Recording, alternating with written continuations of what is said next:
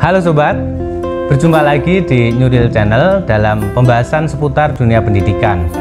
Dan kali ini kita akan ngopi alias ngobrol penuh inspirasi bersama salah satu tokoh pendidikan, khususnya pendidikan Islam yang sudah tidak asing lagi di benak kita. Beliau adalah Profesor Dr. Haji Abdul Haris MAG, Rektor UIN Maulana Malik Ibrahim Malang. Dan langsung saja kita akan ngobrol dengan beliau. Assalamualaikum bro. Waalaikumsalam Mas Nuril. Alhamdulillah bisa bertemu kembali setelah cukup lama ini. Iya. Sudah sejak saya di Malang ya, nggak pernah ketemu, baru kali ini ya. Dan di kesempatan ini mohon waktunya untuk kita bisa berdiskusi, berdialog berkaitan dengan bagaimana prospek pendidikan Islam di Indonesia. Iya. Oke, kalau kita lihat ini Prof, dinamika perkembangan globalisasi saat ini menuntut adanya kompetisi yang luar biasa di tengah kita, maka salah satu peran yang diharapkan adalah perguruan tinggi, dan perguruan tinggi keislaman berada di posisi itu. Nah, dalam dinamika saat ini bagaimana Prof melihat positioning pendidikan Islam, terutama pendidikan keagamaan Islam di tengah kompetisi global saat ini? Saya kira pendidikan Islam di era sekarang harus optimis ya, terutama di Indonesia. Mengapa? Karena pengguna jasa pendidikan itu sendiri yang amat sangat membutuhkan itu. Dan tadi disebut kompetisi, sebetulnya sekarang ini kompetensi iya, tetapi harus ada kompromi. Mengapa? Karena sesungguhnya tantangan itu harus dihadapi bersama. Bagaimana mendesain sebuah pendidikan yang penuh dengan toleransi, moderasi, dan menciptakan hidup yang damai. Kalau melihat posisi saat ini, peluang dan posisi pendidikan Islam di antara pendidikan yang lain gimana? Sesungguhnya kalau kita melihat definisi pendidikan Islam yang mutakhir, sesungguhnya bukan hanya pendidikan yang kemudian berlabel Islam, misalnya SMP Islam, kemudian SMA Islam atau perguruan tinggi Islam. Semua pendidikan yang mengarahkan peserta didiknya untuk menjadi orang baik, orang soleh dalam pendidikan Islam. Kalau itu iya, maka tidak ada lagi misalnya karena ini tidak ada Islam atau di bawah lembaga Islam, tidak lagi disebut dengan pendidikan Islam. Mereka juga pendidikan Islami ya, pendidikan Islami. Kalau itu iya, maka sungguhnya kesempatan untuk membangun pendidikan Islam itu lebih luas lagi. Taruhlah misalnya lembaga-lembaga pendidikan yang ada sekarang di Indonesia, hampir semuanya Islami gitu. Meskipun mereka secara eksplisit tidak menyebutkan Islam misalnya, atau di bawah lembaga, di bawah ormas Islam misalnya, di bawah Muhammadiyah, di bawah NU dan lain sebagainya.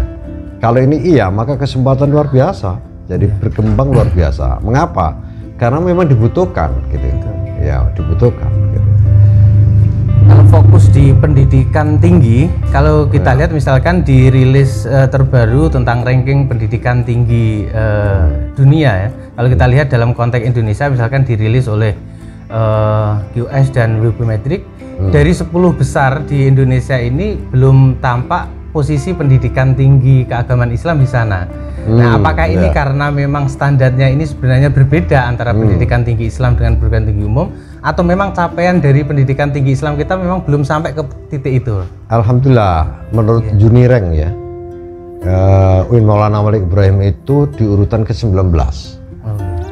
Yang pertama adalah UGM misalnya, tapi di PTKIN itu nomor 1. Nah, memang untuk kasus Indonesia, UIN misalnya itu baru. Berbeda dengan UI, UGM, UNER dan lain sebagainya. Kita menyadari bahwa integrasi yang dibangun di UIN misalnya dalam kasus ini itu masih mencari bentuk yang sungguhnya. Padahal sungguhnya dalam Islam itu tidak ada dikotomi antara sains dan Islam. Sains itu adalah unggulan dari Islam itu sendiri. Taruhlah misalnya kita lihat ayat yang pertama kali turun itu Iqra. Iqra itu literasi. membangun satu wacana keilmuan yang tidak membedakan antara wacana misalnya ilmu-ilmu keislaman atau ilmu-ilmu yang lain. Jadi semua ilmu itu literasi. Baru yang kedua lah bismi rabbika. Itu transendensi. Jadi ilmu itu harus dikaitkan dengan yang maha kuasa. Nah, kemudian Iqra bismi rabbikal ladzi khalaq, yang telah menjadikan, zat yang telah menjadikan, Allah itulah yang menjadikan. Kholako, pilihan diksi kholako itu artinya adalah menciptakan sesuatu yang sebelumnya belum ada. Apa artinya? Itu adalah kreatif. Jadi sungguhnya ayat yang pertama kali ini literasi, transendensi, dan creativity. Jadi umat Islam didorong untuk menjadi orang yang mampu membangun literasi sangat kuat ya, dalam membangun sains dan teknologi, tetapi tidak boleh lepas begitu aja, tidak boleh value free, tapi harus value bound ya. Dan itu menjadi kekuatan untuk membangun kreativitas, creativity itu. Dan di situ tidak ada dikotomi itu. Tidak ada. Makanya kasus Malang, kita ingin bahwa Malang, UIN Maulana Malik Ibrahim Malang ini menjadi pilot project ya, perguruan tinggi dunia untuk membangun bahwa Islam itu adalah agama yang munculnya justru mulai dari sains dan teknologi itu. Dan ini harus dikembangkan terus ya. Karena itu visi UIN Maulana Malik Ibrahim itu terwujudnya pendidikan tinggi integratif, memadukan sains dan Islam yang berreputasi internasional. Dan saya yakin itu, karena kita sekarang ini punya mahasiswa dari luar negeri itu sekitar 499 orang, dari Rusia, dari Cina, dari Mesir, dari Irak, dari Libya, negara-negara Asia ya, misalnya Singapura, Malaysia, dan sebagainya. Apa artinya? Kita ingin menunjukkan kepada dunia bahwa Islam tidak sekecil apa yang dipikirkan banyak orang ya. Bahkan setiap tahun di UIN Maulana Malik Ibrahim ini hadir dari mahasiswa Deakin ya, Australia itu, Melbourne, untuk belajar bahasa dan budaya Indonesia, dan kita layani itu. Dan mereka tidak harus beragama Islam, karena kita terbuka, inklusif ya. Dan kita membangun moderasi dan toleransi.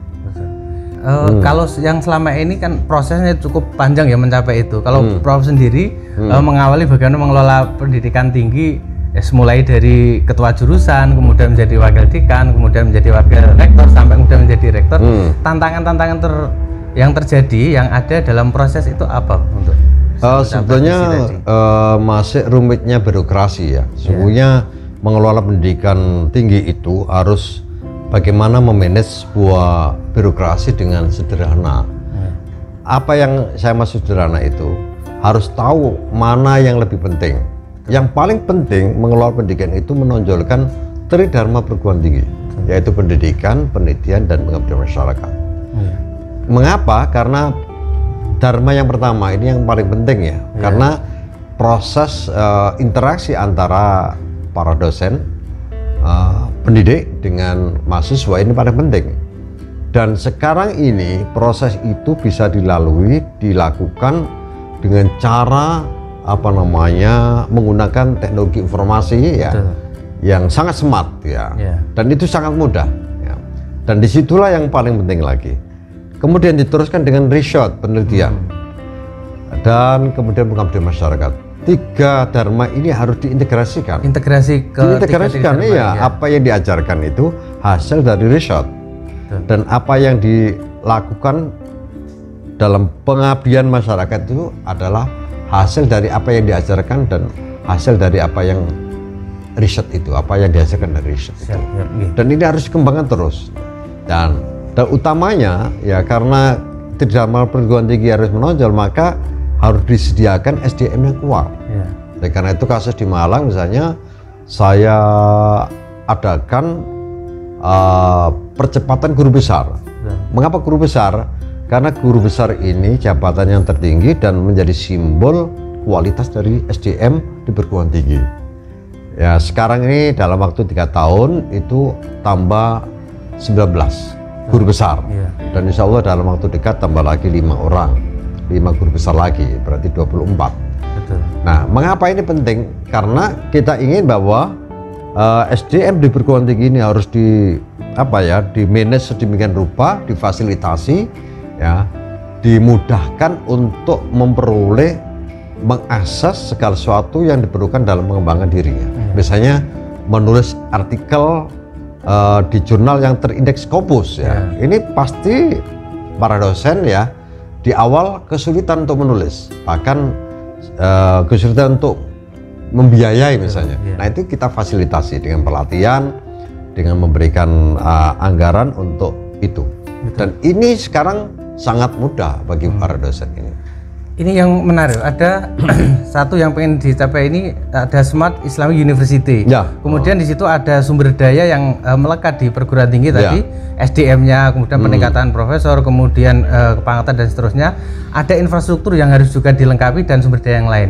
Nah, dalam ranah kebijakan apa untuk bisa mensinergikan tadi untuk mencapai Smart Islamic University? Di perguruan tinggi itu ada Civitas Akademika, yaitu dosen dan mahasiswa. Tetapi selain Civitas Akademika ada tenaga kependidikan, yang biasa kita dalam bahasa sehari-hari disebut pegawai itu. Betul. Maka dosen dan tenaga kependidikan ini harus dipacu untuk didorong untuk meningkatkan kualitasnya, terutama keterampilan menggunakan teknologi informasi. Mengapa? Karena di Smart Islamic University itu yang menonjol adalah bagaimana menyajikan informasi apa saja terintegrasi, ya, yang kemudian memudahkan bagi pengguna jasa pendidikan itu. Sehingga dengan itu, dengan memanage seperti itu, maka akan memudahkan yang lain. Nah, memudahkan lain. Dan ini akan memberikan satu fasilitas bagi para dosen dan mahasiswa untuk melakukan sesuatu yang bermanfaat bagi masa depan mahasiswa. Jadi mahasiswa ini menjadi menjadi orientasi utama. Bagaimana kita memfasilitasi para mahasiswa agar ketika mereka nanti menjadi alumni, mereka akan sangat berguna, bisa memberikan kontribusi sebanyak mungkin bagi nusa dan bangsa di dunia ini, bukan hanya di Indonesia. Karena apa? Karena mahasiswa kita ini dari 42 negara. Dari berbagai negara. Iya. Itu. Dari orientasi kemudian proyeksi ke depan tadi, tentu ada hal-hal yang perlu bisa mensupport ke sana. Untuk itu apa harapan dari Pak Faris untuk bisa mendorong dan juga mencapai target tadi? Oh ya, tentu kita melakukan tindakan pengelolaan pendidikan dengan seefisien dan efektif mungkin. Seringkali kita menggunakan anggaran yang tidak efisien, tidak efektif. Artinya tidak menggunakan anggaran dengan modal yang tidak terlalu banyak tetapi menghasilkan hasil yang banyak. Dan efektif itu artinya adalah bagaimana melakukan tindakan pengelolaan pendidikan, ya, dengan orientasi untuk mencapai tujuan sebaik-baiknya. Dan ini semuanya harus dilakukan dengan sangat tertib, ya, sangat profesional, ya, dan tetapi tetap mengedepankan kemanusiaan. Jadi mereka, para dosen dan mahasiswa serta tenaga pendidikan ini harus dianggap sebagai manusia yang sempurna, manusia yang punya perasaan, yang punya kebutuhan material dan lain sebagainya. Lebih dari itu, Mas Uril, ya, kita ingin bahwa lembaga pendidikan tinggi itu menghasilkan orang-orang cerdas, orang-orang pintar, tetapi tidak boleh melupakan sisi spiritualitasnya.